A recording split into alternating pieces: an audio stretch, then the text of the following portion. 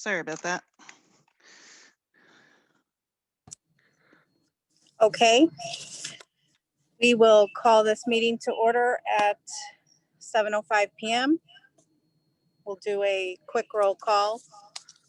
Here at the high school, we have Roxy Feiner, Frank Treglia, Matt Van Ormer, David Calavecchio, Superintendent Koss, and Beth Campbell.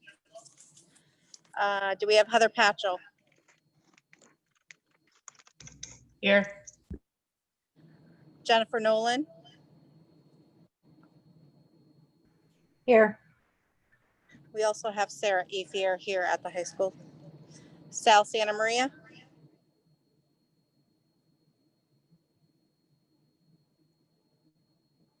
Student representatives, Isabella Guerrera? Here. McKenna O'Sullivan? Here. And Cesar Velez? Here. Thank you. Would you please stand for the Pledge of Allegiance? I pledge allegiance to the flag of the United States of America and to the republic for which it stands, one nation, under God, indivisible, with liberty and justice for all.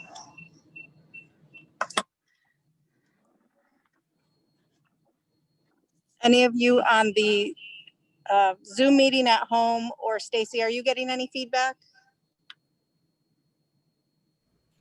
Yes.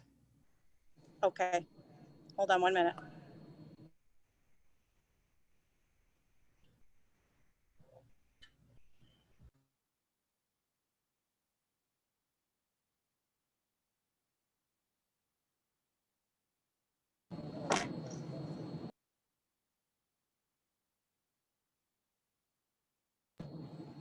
Okay.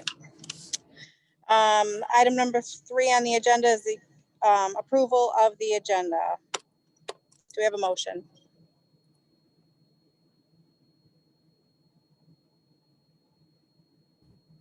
This is Roxy Feiner. I make a motion to approve the regular meeting agenda of the Board of Education, September 14th, 2020, as presented. Dave Calavecchio, I'll second. Is there any discussion on the motion? All in favor? Aye. Any opposed?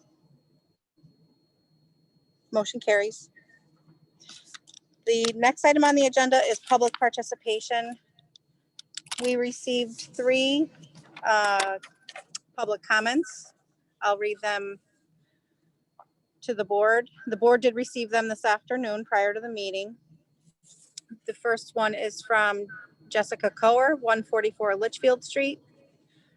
Why can the U.S. history class, which is a graduation requirement, not be moved to a larger space to accommodate the 26 in-person juniors enrolled in the class in the Monday, Tuesday cohort during this pandemic? Why are the 26 students, the teacher, and the para required to be stuffed into a classroom for 1 hour and 27 minutes while being seated only 3 feet apart? The second public comment is from Nicole Rinaldi, 65 Edgewood Avenue. My questions and concerns are related to the hybrid plan. What is the Board of Education's expectations for instruction during the days students are remote? How are teachers supposed to address the needs of in-person students and remote students at the same time? I ask this because on the days my children have been remote, they have asked questions to their teachers and did not have them answered. Therefore, they could not do their work. I would like to know how you plan on teachers can address the needs of both learners at the same time. If this plan continues after the original date to reevaluate, I am concerned of the lack of instruction my kids receive. They only received instruction 2 days a week, and they received 2 days of assignments. I do not fault the teachers as not giving instruction on the 2 remote days, as they physically can't do 2 assignments from classroom teachers, according to the Thomaston Center School email. Oh, I think I skipped a line, I'm sorry. But I'm concerned that Wednesdays are a wasted day with no instruction or assignments from classroom teachers, according to the Thomaston Center School email. So students are receiving only 2 instructional days of school a week, and that is not acceptable.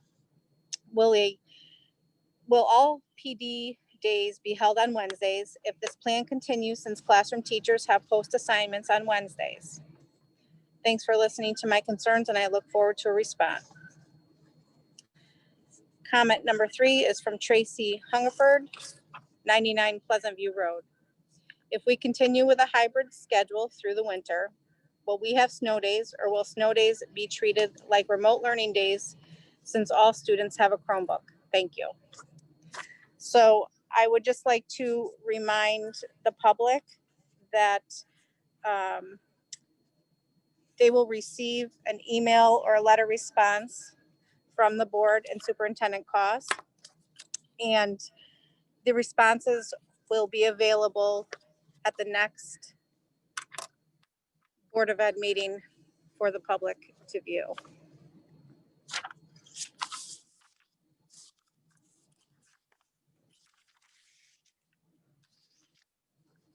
Next item on the agenda is the approval of minutes.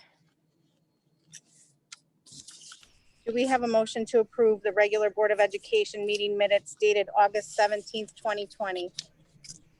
This is Roxy Finer. I vote to approve the Board of Education regular meeting minutes dated October 17th, 2020 as presented. Dave Calvecchio seconds. All in favor? Oh, any discussion? I'm sorry. Any discussion on the motion? All in favor? Any opposed? Any abstain? Motion carries. Roxy Finer, I make a motion to accept and approve the Board of Education emergency meeting minutes dated September 5th, 2020. Dave Calvecchio seconds. Any discussion on the motion? All in favor? Aye. Any opposed? Any abstain? Motion carries. The next item on our agenda are recognitions. And we have 2 recognitions this evening.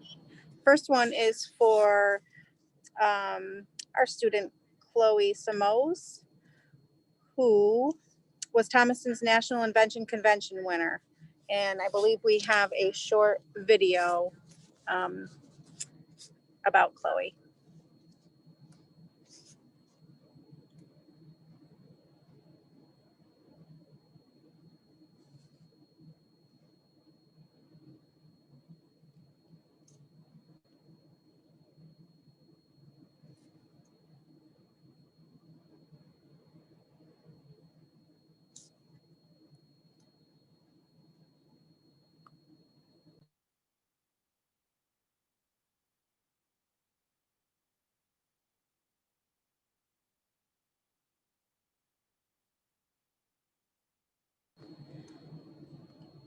Stacy, I think if you click up in the right-hand corner of Chloe's picture there on that slide, that should start her video.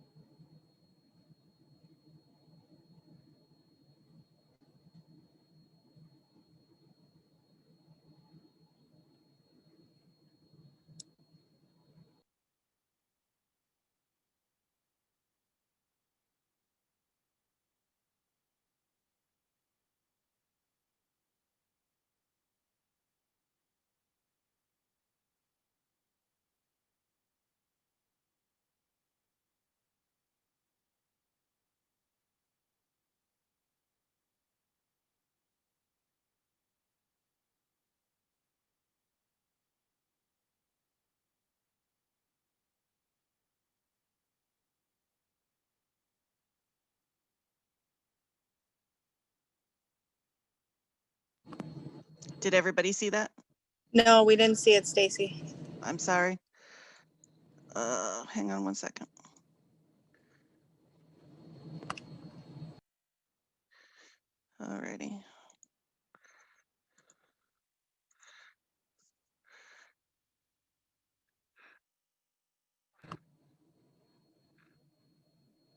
don't have volume. Oh, goodness. Hang on one second. I don't know why I don't have volume.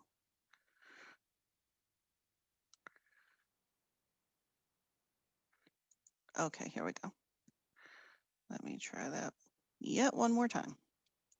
Now the winner of the Household Organization and Appliances Industry Award from Connecticut in 6th grade, bars, invented by Chloe Simos. The Rayer system is a binder with magnets in its spine. A metal sheet with magnets glued onto it so it can stick into the binder. The metal part of a 3-ring binder with magnets on the back so that can stick to the metal sheet which sticks to the binder. So that isn't gonna fall out. Congratulations, Chloe. Job well done. Our next presentation, or recognition, excuse me, is for Mr. Abbas Hushmaz, owner of Mona Lisa Restaurant, 66 Main Street in Thomaston. Abbas had offered to provide meals to the Thomaston Public School students each school day for no charge. Thomaston Public School students who needed a free meal were able to pick up the meal between 12 and 3, and 1 free meal was served per student daily. And I believe we also have a video.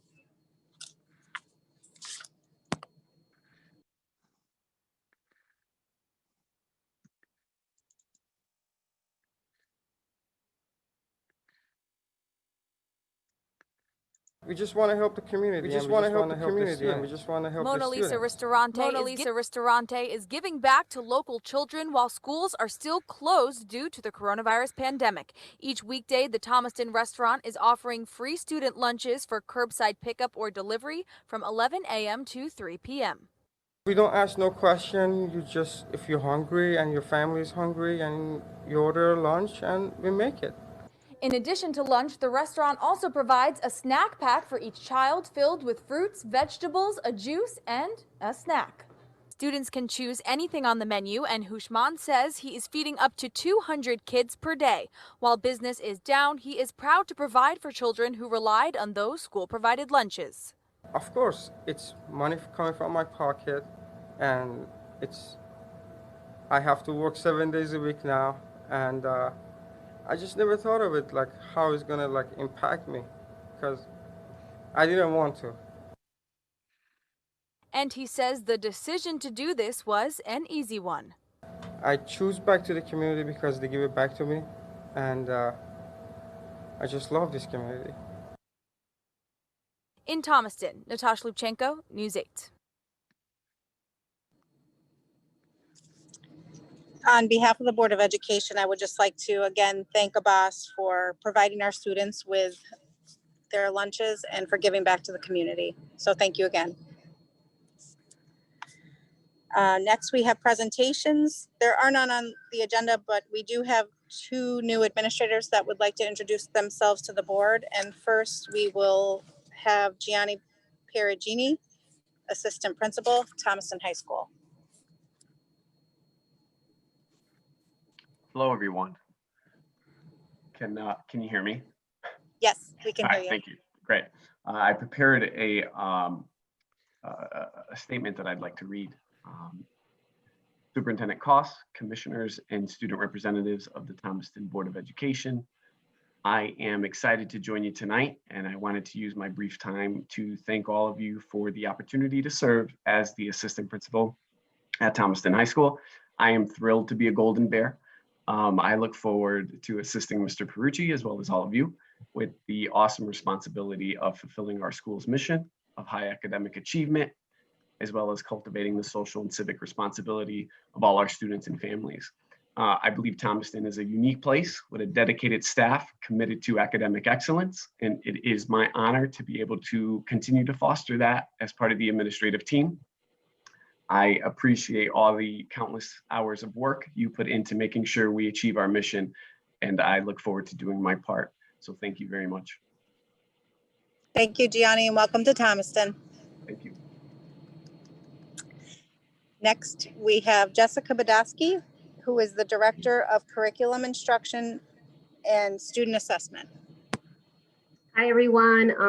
It is such a pleasure to be here in Thomaston. I just really wanted to thank Superintendent Koss and the Board of Ed for this amazing opportunity that you've afforded me. I have spent the last couple of weeks getting to know your dedicated staff and the amazing students of Thomaston, and I'm really excited to see where we're going to go and just what we can all learn together. So I'm really passionate about instruction and maximizing that time.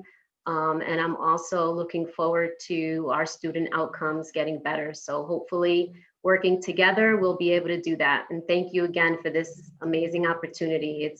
I'm very grateful. Thank you, Jessica. Welcome to Thomaston. Thank you. The next item on the agenda is the student representatives report.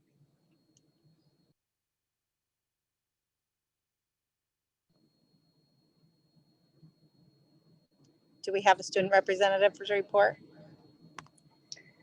For academics on with mute. the, For Sorry. academics with the 2020-21 school year, having started September 1st, the first week of the hybrid schedule has already passed. All those who chose to go through the Monday, Tuesday, or Thursday, Friday cohorts have already seen what has changed about THS to help prevent the spread of COVID. The transitions between online and in-person teaching is going well, as many students are happy to be back learning in a classroom once again. Some teachers have begun trying to have outdoor lessons whenever possible to help give students a break during the day from having to wear a mask. And social distancing has shown no signs of being a problem, as between the hallways being split into 2 lanes and teachers arranging desks to maximize social distancing in the classrooms. And now for the club section of the report. Due to the nature of the school year, clubs will not be able to run under normal circumstances. So as of right now, most clubs are not active since in-person meetings are restricted due to the pandemic. However, some clubs like the Senior Class Council have moved to virtual meetings and they have been reported to have gone smoothly. And then several other clubs have also had plans to be meeting virtually. And then the WTHS Morning News is also planning to start back up either this week or next week, which leaves us with something to look forward to. And then just generally with the school year just beginning, there's still a lot to plan and discuss regarding how clubs are going to operate during this time. We remain optimistic about making sure each club can continue though, despite the restrictions.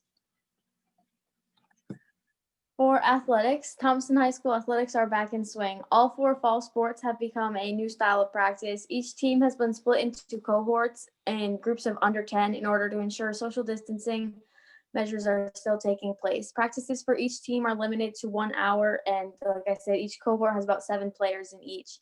On September 20th, the CIAC is set to evaluate to extend practice time to more than an hour. And the CIAC has also uploaded the new fall game schedules for field hockey, boys and girls soccer. Their first game lands on the 1st of October, and cross country will have their first meet on October 2nd. And for special events, we have that there was a virtual college fair on September 13th. And I think there's like 4 other dates that are planned as well, where more than 600 colleges were online to answer questions and introduce juniors and seniors to a variety of schools.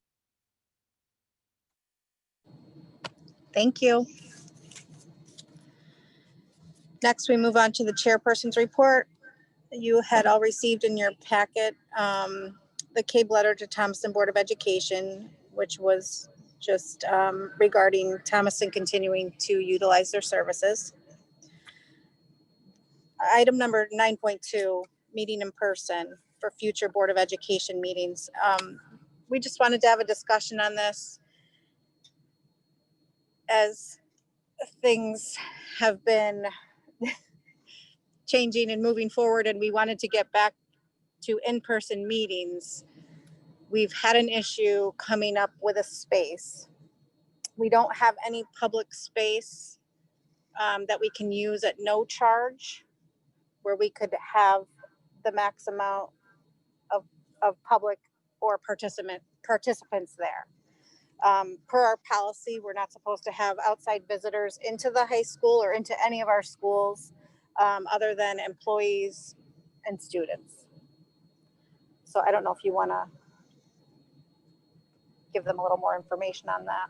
We had asked to use the Opera House, which was an option, but there would be a charge to the board. Yes, A fee. and can you hear me? Yes.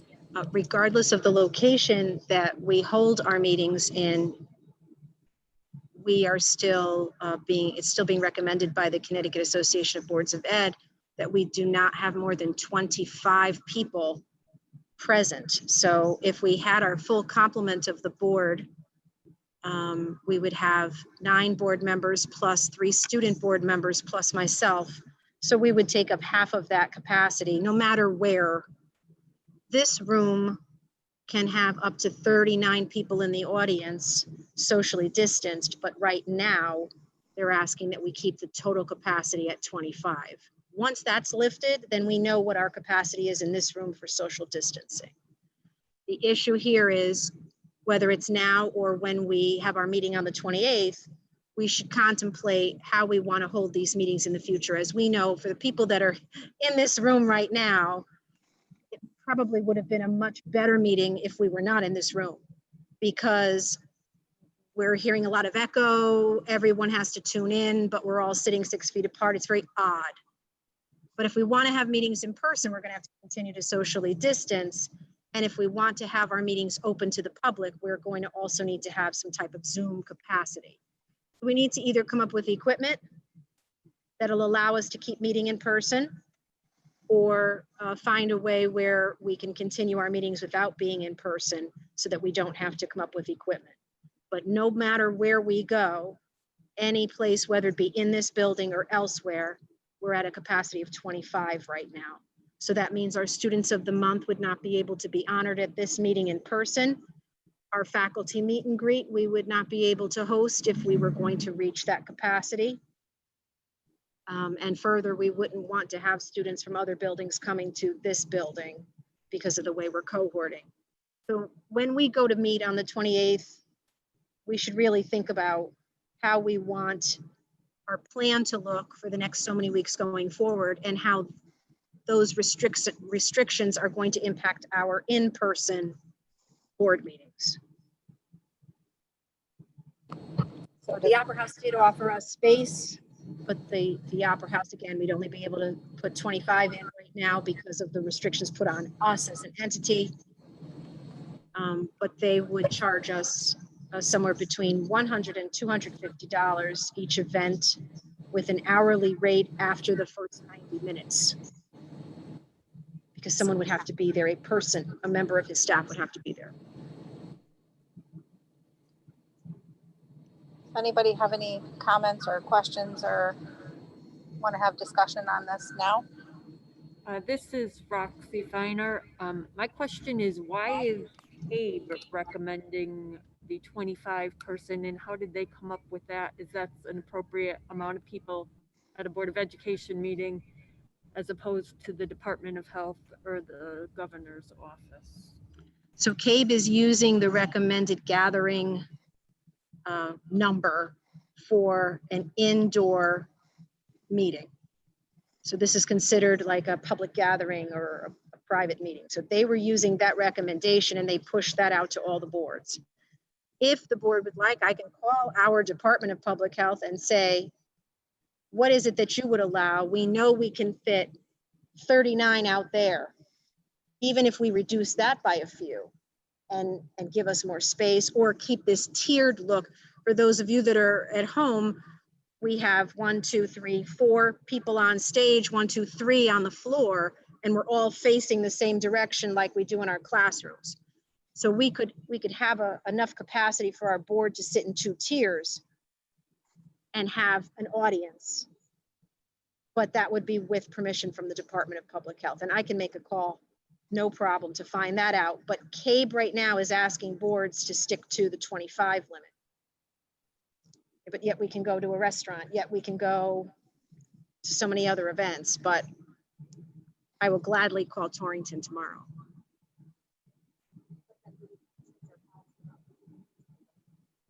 That's the other layer. So right now we're saying no visitors in the buildings. So we would have to make a determination. And again, I would bring that up to the Department of Public Health. If we were to have this set up like we did tonight, where we had people coming in a door that doesn't go into an open corridor, could we use this space with greater confidence because we're minimizing contamination, having people go in and out of the same door directly outdoors as opposed to coming in to a hallway, and then see if that would be permissible. Then we could make the exception and say, when one is to hold a public meeting, it could be held in this kind of a space. Similarly, that would open up, say, Center School as a possibility, because they also have an auditorium with an immediate outdoor access. So again, I could ask that question of the Department of Public Health too. Francine did also contact the town hall to try to get meeting room 1. Lena Morton and Crescent. They weren't available for our board meetings. That was really, we thought that was going to solve the problem. By being in a public space, we wouldn't have to worry about our visitor rule here because we'd be elsewhere. And it's 25 capacity no matter what. So we figured what doesn't matter where, it's a matter of keeping visitors out of the building. But they're booked. So we would have to change our meeting days in order to be accommodated. That's why I reached out to the Opera House. They are available, but there would be a fee.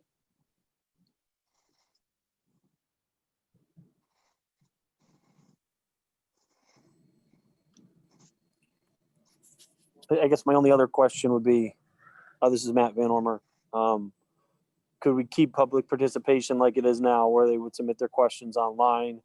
So then we could have the entire board here, have like a single speaker, like loudspeaker, communicating amongst everyone, and then us just having our devices for recording purposes when we speak. The first part, well, I can get to the second part about the speaker. When we met back in February, long before COVID was even a thought to incapacitate our meetings, we were talking about what if we had someone who wanted to join us remotely because of their job responsibilities. And one of the things that we have to be able to do is identify who is speaking when they are speaking. So for example, in Zoom right now, unless you're looking at the screen of speakers, you wouldn't know that this is Francine Cost talking. But it would be easily figured out. If we had one large speaker that picked up your voice and my voice and his voice and her voice, we would have to continue to remind ourselves to identify ourselves. That would be the only thing we'd have to teach ourselves to do. The Opera House offered to set up stations like that, where we would have a pod in between every so many people on the stage. And this way we wouldn't have to worry about any of the audio from our computers.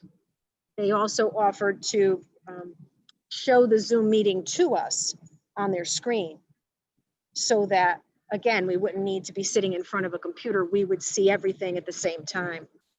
So that was one of the bonuses, but that would require having someone there to manage that equipment for us.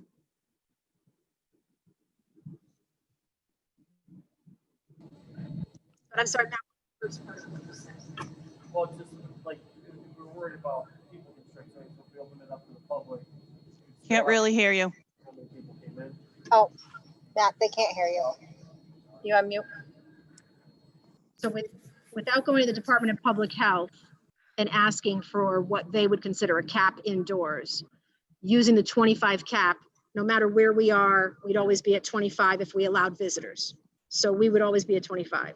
If Department of Public Health says we'll go on capacity of room for social distancing, then that would trump the CABE's recommendation, which, like I said, is just from the law, from the executive order early on.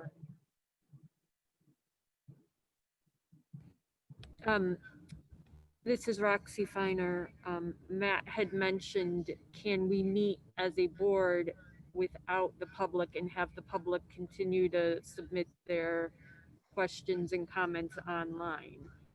At this point in time, the answer would be yes, because the executive order that was put into place that allowed for this kind of meeting to occur was extended through February. However, at any point in time, the governor can make a change to everything he's chosen to extend and shorten it. So at any point in the future, he may say, No, all meetings need to be public, but right now he's extended that through February until further notice.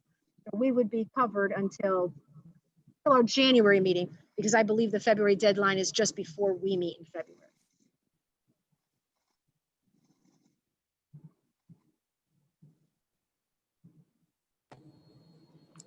So I think for the September 28th meeting, we would offer the same as we are doing right now. If everyone's in agreement, and then we can decide at that point.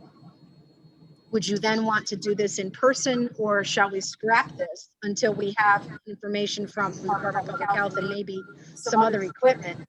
And just, because this is very difficult in the in-person setting, because there's a constant echo of the equipment around us. I don't know. I don't want to give a public option. We're sending our kids to school. We want to model what we're doing in school. But we would need some equipment, and that may not be able to be acquired by the 28th. So I'm just putting that out there. If we do this, we're going to be doing it again. Maybe we all come with some headphones. That's what I think we might need to consider, is if everybody would just come with headphones. That'll work. Limit this reverb that we're getting. Yes. Okay. I think we should if anyone needs headphones, please let me know. Okay, so next month we'll do this the same way, and we'll all bring our headphones. Okay. And if we all are on the Zoom meeting on separate devices, then we don't need to have a quorum present in person. It's a quorum across both the virtual and the in-person world. Okay. Thank you. Anyone else with thoughts or comments or questions on that? Okay, we'll move on to the superintendent's report. Okay, correspondence are rather self-explanatory. We can move on to the next slide, Stacy. Correspondence finish up at the top there, and then you see that we go into some other more specific correspondence from CAPS and the U.S. Department of Education and the State Department of Education. Again, they're all titled accordingly and rather self-explanatory. I believe we made it up to addendum 12 before this meeting. Addendum 13 just recently came out. Next slide, Stacy, please.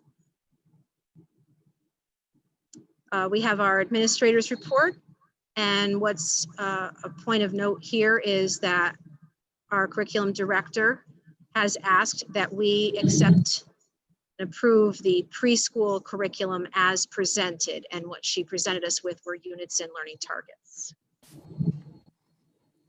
Do we have a motion? This is Roxy Finer. I make a motion to accept and approve the pre-K curriculum as presented. Dave Calvecchio, I'll second it. Is there any discussion on the motion? All in favor? Aye. Aye. Any opposed? Any abstain? Motion carries. I want to thank the preschool teachers who worked extra hours to make sure that that curriculum was written in a timely manner so it could be implemented immediately this year. The next items on the agenda finish up the reports. The distance learning report, a good portion of that is pointing toward the webpage. Our reopening of schools webpage contains the most current information. Any communications, any documents that have come in from the State Department of Ed are posted there. Also, there was some information related to our parent survey where the parents were asked what days of the week would they prefer for hybrid learning, and whether or not they would be using our bus transportation. So that information is also included there. Our enrollment report is self-explanatory. Underneath this, we have contracts. This is a rather long list because of the time of the year. We typically are renewing contracts based on our fiscal year. So you see a good number of contracts that have been either updated or renewed, and some memoranda that are associated with those contracts. Next, we have fundraisers under contracts, and I have to give a shout out to the PTA. Every year, the PTA provides the Board of Education with a list of their intentions for fundraising for the entire year, and they are not obligated to do that. They're a separate entity. So they don't need our permission to do the fundraisers that they do, but that they tell us and give us a full year's calendar is most appreciated, because then we won't conflict as much with their fundraisers when we're doing our own. So I want to thank the PTA for that continued annual communication. Next slide, please, Stacy.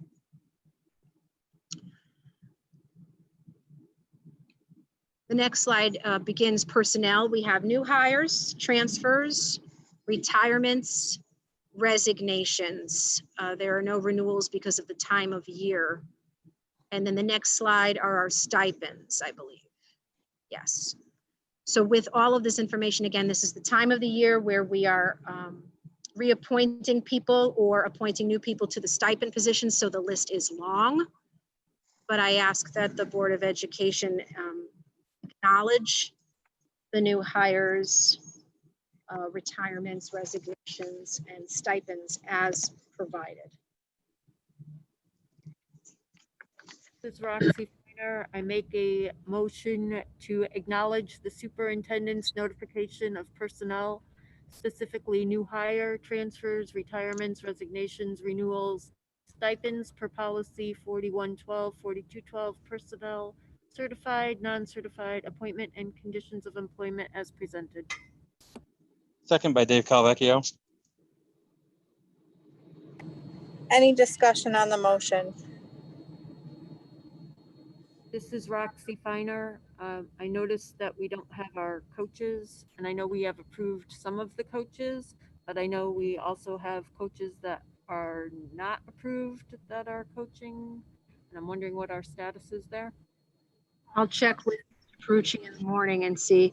At this time, only the people that are on this list are approved through Wednesday of last week. If anyone else was approved since Wednesday, they would not be on this list.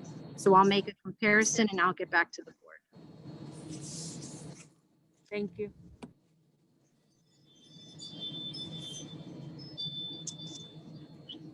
Any other discussion on the motion?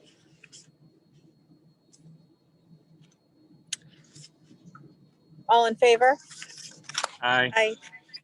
Any opposed? Any abstain? Motion carries.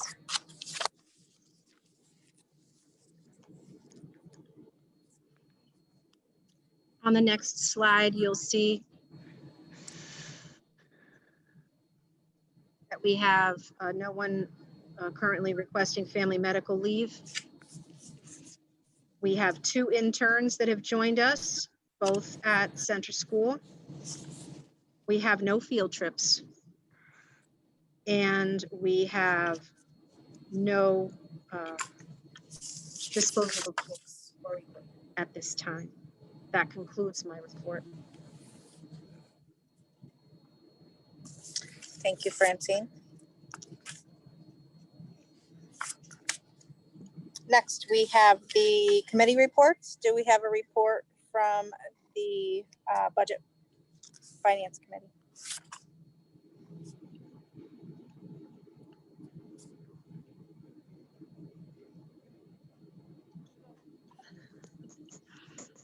Okay, so we met on Wednesday of last week.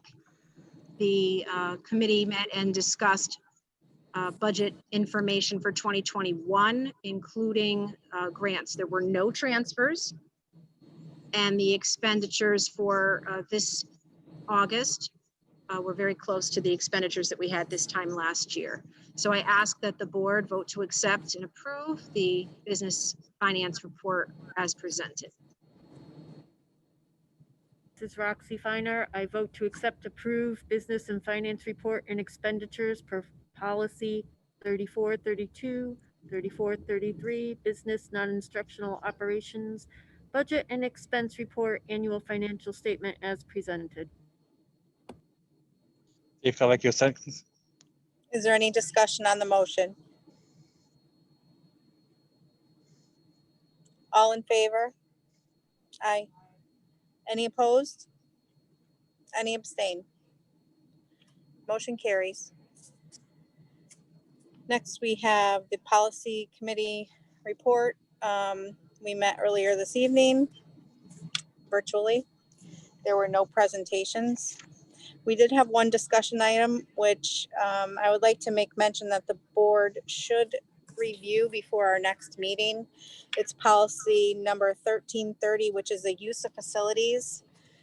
And given our current situation with the pandemic and our reopening plan, there would be no use of facilities from outside organizations. So if you just want to review that for our next meeting, we may need to make some changes to update it to see if we, what we want to come up with to allow certain departments or organizations to use our facilities if we choose to do that. We had no read items, and we have one action item, policy 6159, the IEP special education program policy. Do we have a motion to accept and approve the policy as presented? Roxy Finer, vote to accept approved policy 6159 as presented. Dave Calvecchio seconds it. Any discussion on the motion? All in favor? Aye. Any opposed? Any abstain? Motion carries. Next, we have on the agenda executive session for the purpose of self-evaluation of the Thomaston Board of Education, and another executive session for the purpose of the extension of the contract for superintendent costs. Do we have a motion to go into executive session? This is Roxy Finer. I vote to move into executive session for the purpose of the self-evaluation of the Thomaston Board of Education members and the extension of contract for Superintendent Francine Koss through June 2023. And I am inviting Mrs. Koss into this meeting with us. Dave Calvecchio seconds it. Is there any discussion on the motion? All in favor? Aye. Aye. Any opposed? Any abstain? Okay, enter executive session at 7:47 p.m. Hang on one moment and I'll get the live stream stopped.